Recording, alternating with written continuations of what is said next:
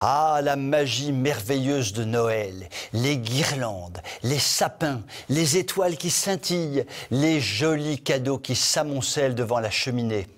Et une reconnaissance éternelle envers l'enfant Jésus, né il y a 2000 ans et sans lequel il n'y aurait pas de fête de Noël. Bon, soyons clairs, l'immense majorité des Français se moquent comme d'une guigne de ce qu'il s'est passé il y a 2000 ans. C'est bien triste, mais c'est ainsi.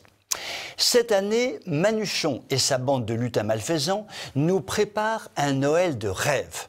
Ne parlons pas de la messe, réduite à un simple commerce de proximité. Non, parlons de la magie enfantine de Noël, celle qui clignote en rouge et or. Les sapins pour commencer.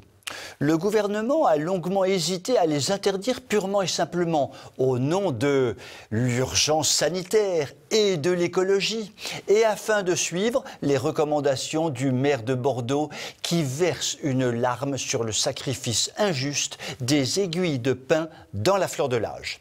Et puis, il s'est ravisé pour éviter de se mettre à dos la confrérie des cultivateurs de conifères. C'est qu'ils sont piquants, ces gens-là.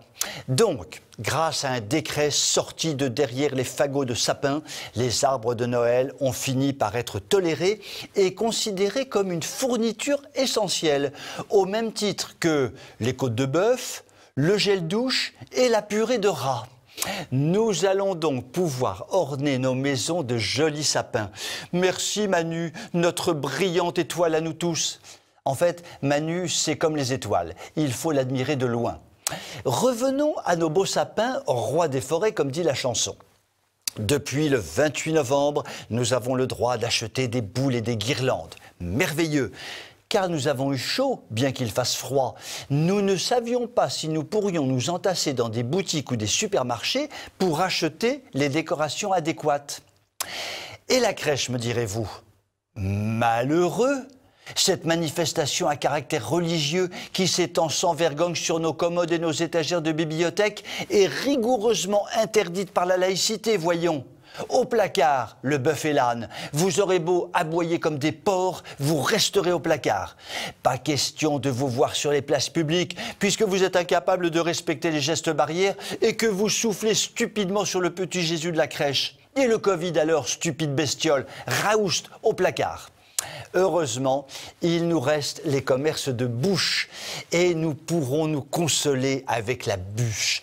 Une bonne grosse bûche couverte de crème à la vanille et au chocolat. Mais attention, dans le respect des gestes barrières. Rémi Salomon, le représentant des hôpitaux de Paris, a été très clair là-dessus. Son homonyme, le grand roi Salomon, proposait de couper les bébés en deux. Le nôtre, qui a peu de chances de devenir un grand roi, se limite aux bûches. La bûche de Noël, donc, préconise-t-il, il faut la couper en deux et faire manger papy et mamie tout seuls dans la cuisine pour éviter la contamination. Allez, papy et mamie, à la cuisine. Vous aurez beau beugler comme des moutons, vous resterez à la cuisine, point barre. Elle n'est pas belle, la fête de Noël en Macronie? Mais il ne faut pas s'illusionner. Il y a belle lurette que les Français ne croient plus au Père Noël et qu'ils accumulent rancœur et frustration.